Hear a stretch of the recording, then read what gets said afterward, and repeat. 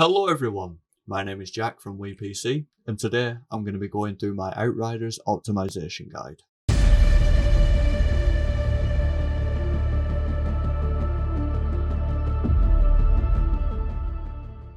So before we actually start configuring some settings within Outriders, there's a few settings within Windows we can change to help not only Outriders run better, but any other game you want to run on your PC too. So let's jump onto the desktop and take a look at those settings. Okay, so here we are at the desktop. First thing we're going to look at is the Xbox game bar, so go ahead and hit your Windows key, type in Xbox game bar, and click on the second option down. Now we're going to make sure the Xbox game bar slider is set to off. Additionally, we can jump over into captures and make sure the background recording and recorded audio sliders are set to off. These settings have been known to cause FPS issues when enabled, not necessarily on computers of higher specs, and don't expect to gain 40-50 FPS from disabling these options, but every little helps. Another setting within Windows we can enable is hardware accelerated GPU scheduling, so go and type GPU in your start bar and make sure this slider is set to on. This will require a PC restart. Now this won't necessarily give you FPS 100% of the time, but it can reduce latency, and that can be a big factor in playing games. Next we're going to choose a power plan, so all you're going to want to do for that is hit start button, type in power, and choose a power plan. This is especially important on laptops to make sure your computer is using power efficiently. We're going to go for the ultimate performance or maximum performance, whatever it is on your PC. You can go and change your advanced settings, but for this tutorial we're just going to stick to the normal default power plan. This makes sure your PC is using power efficiently and for the maximum performance it can. Okay, so second to last thing we're going to do within Windows, we're nearly done, I promise. We're going to head into our NVIDIA control panel. We're going to make sure we're on Manage 3D settings, and we're going to go down to Power Management mode, and we're going to change that to Prefer Maximum Performance, and we're going to make sure our OpenGL rendering GPU is set to our actual GPU. This ensures that the computer is not trying to use onboard graphics or an APU, and it uses our actual dedicated GPU. Now, finally, the last thing, we're going to head into Steam on the Outriders page. We're going to navigate to the Properties tab of Steam, and in the launch options here, we're going to type DX12. This will help increase performance on newer GPUs, but if you've got an older GPU that isn't DirectX 12 capable, it's not going to be great. And a little window will pop up asking you which version of DirectX you want to use in the game, so that's handy if you want to switch out on the fly. Phew, alright, that's Windows done.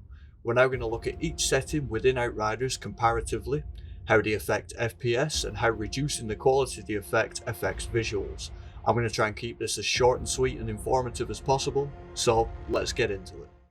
So first off, you want to make sure window mode is set to full screen, and you want to make sure the resolution is set to your monitor's native resolution. It's well known within Windows that Windows allocates most of its resources to the on-top window, and having Outriders in full screen makes sure that is the case. So the first setting we're going to look at is Effects Quality. Now Effects Quality does exactly what it says on the tin. It is the quality of the effects shown on screen.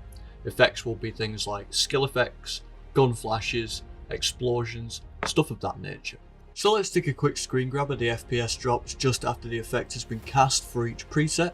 You'll notice that the FPS looks a little off. For whatever reason, my results from recording footage for the video didn't reflect what I actually achieved in testing. I'll put the true testing results on screen now for each preset. If you see me do this, that means the footage I recorded for the video, the FPS shown in there doesn't reflect what I actually got in testing, and we will use what I put on screen as the mark to go off. Now with that little problem out of the way, we can see that low offers the best FPS with a dip down to 199, medium with down to 196, high down to 194, ultra down to 189. Now if we let the video play again so we can see the effects side by side, we can get a good look at the quality of the effect. So low is obviously the worst, it offers the flattest, most bland effect. Medium adds some flair to it and a little shock wave with some particles on the end of it. High had some dissipation and some realism to the effect, whereas Ultra looks pretty much the same as High. There's not a lot of discernible difference between maybe a little trail along at the end of the effect, but that's about it. So with the FPS differences taken into account, and of course the quality of the effect itself, I would pick Medium. Medium is a good baseline for a lot of effects going on at once. If you've got a lot going on in one screen space, Medium is going to be an okay compromise to effect to FPS. If you've got the headroom, I'd go high, but if you have trouble at high, go down to medium, it should be okay. I didn't notice too much of a quality decrease overall. Combat is fast enough to where you're not going to stop to notice the effects. So next up on our list of settings is texture quality. Texture quality again does exactly what it says on the tin. It is the quality of textures in game. See, the thing is with Outriders is it looks pretty good even on low texture quality. I couldn't see that much of a difference, but it does in fact impact FPS. Now, even the differences between low and high are quite hard to see, especially in this screenshot, but I couldn't find a better example.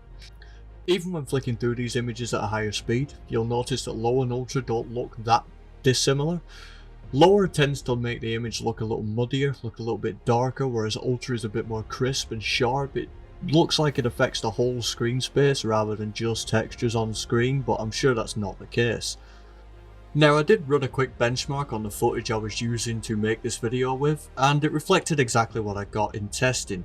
There's not a huge amount of difference. There is an FPS difference, there's about 20 in between low and ultra, but I would say put it on high or ultra. There's not a huge difference, it's pretty consistent throughout the game, the FPS loss. I would rather have a higher quality texture going on. The readings read ultra 219, high 220, medium 223, low 232. Now I would say put it on low at a push, but it's a setting that affects the whole of the game, it's textures. There's no division in Outriders of texture quality settings, so I would say put it on high or ultra. I don't like how muddy it makes the screen space look on low, so just crank it up, turn it down if you have a problem. But for now, I'm going to say we're going to put it on high. Next up, we have shadow quality. Now, shadow quality is another funny one in Outriders, is where it doesn't actually look like there's that much of a difference, but if you take a look at the FPS, there is a huge difference going on. Now, taking a look at the shadow quality themselves, you can see that low offers a very smudged, kind of blurry texture to the shadow, whereas ultra it's quite nice and crisp. But there are differences in the quality presets. Low casts fewer shadows, where ultra casts the maximum it can. Now for this, I would pick the medium quality preset because the quality of the shadow is better than in low, and with the amount of shadows cast being greater in low, you get an all-round better experience. Now the amount of shadows cast isn't a massive difference, it's not night and day between the presets, but there is a few more in medium than in low. Now if you have the headroom, I'd say go to high for that crisper shadow, but you are sacrificing a good 23 FPS there, but the lead from medium to ultra being nearly 80 FPS, that's more than what people run games at usually, so I'd say definitely go for medium for the higher quality shadow than low and more shadow cascades than in low. Now onto anti-aliasing, or AA. AA in this game makes absolutely no difference, and it's only a setting you're going to be using if you don't have access to DLSS. More on that later. So for AA without DLSS, just put it on ultra. It makes no difference. 162 and 163 across the board. Now I'm at a position to say 1 FPS is a decent margin of error. It's practically the same across the board. So next up is post-processing quality. All post-processing quality does, yes that is as hard to say as it sounds, is overlay effects on top of the image that's already been rendered, things like bloom. So we're going to go ahead and compare the two results we've got here between ultra and low. As you can see, as low starts to creep in, it makes the whole image overall more dark, it makes the foliage in the bottom left a bit less crisp, and it gives less of a nice feel atmosphere to the game.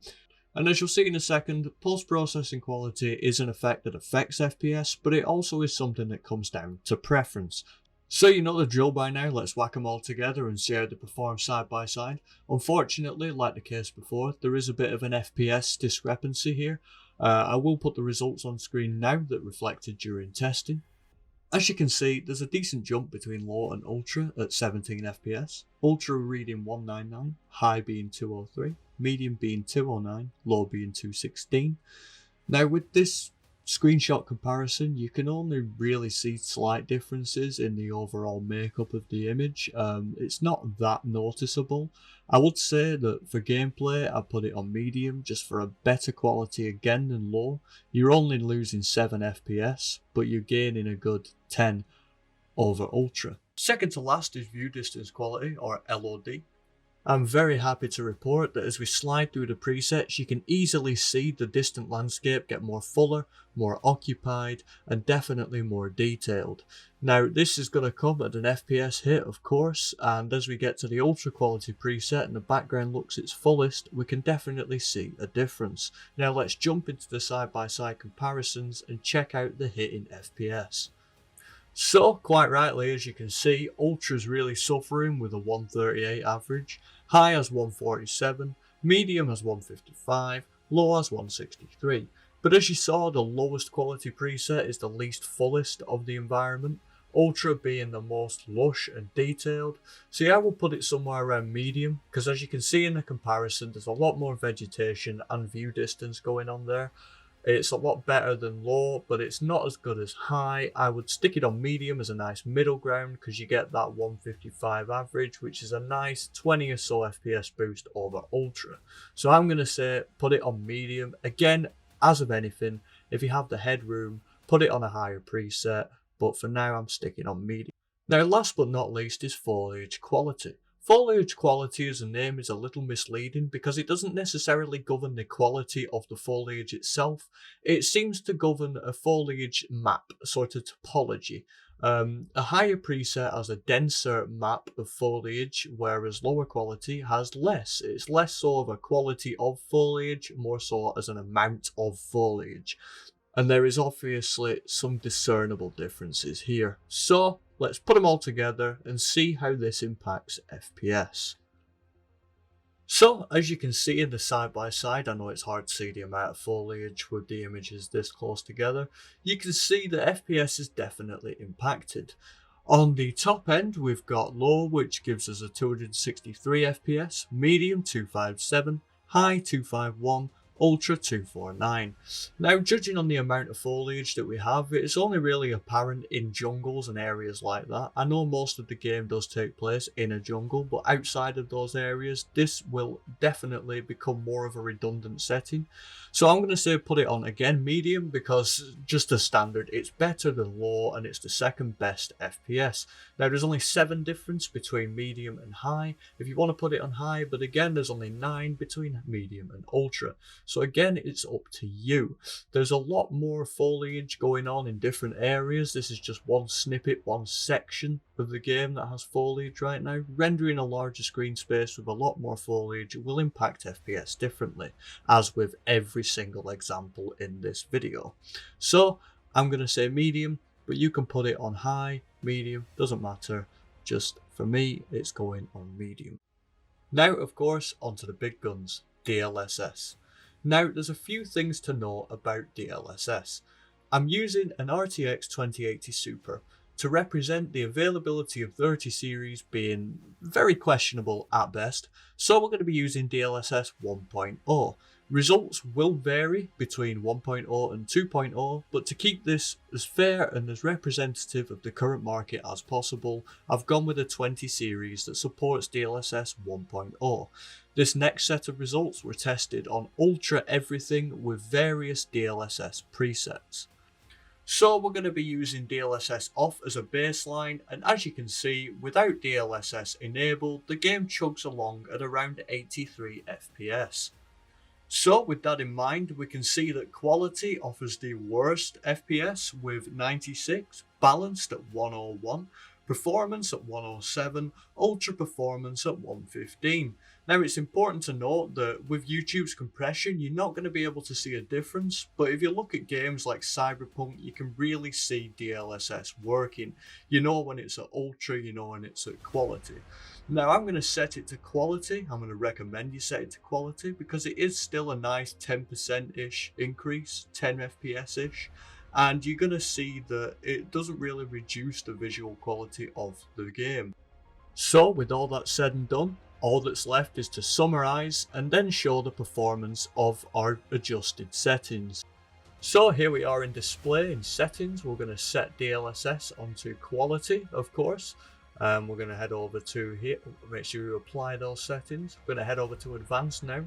We're going to put effects quality onto medium. We're going to head down to texture quality and put that on high.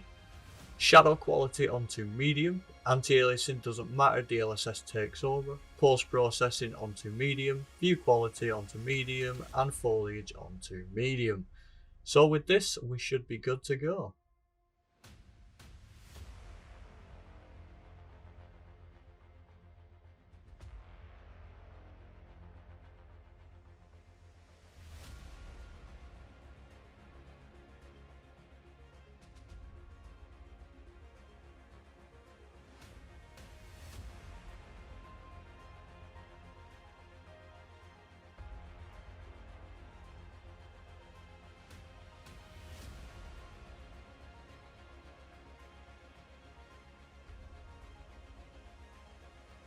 As you can see, our game performs great with our optimized settings being 137 average, ultra being 89, medium being 128 and low being 153.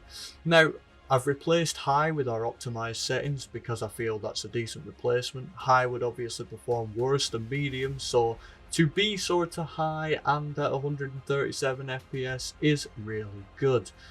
So I guess that's it. This was my very first optimization guide on the channel. I hope I was in depth enough, I hope you learned something, I hope you enjoyed watching.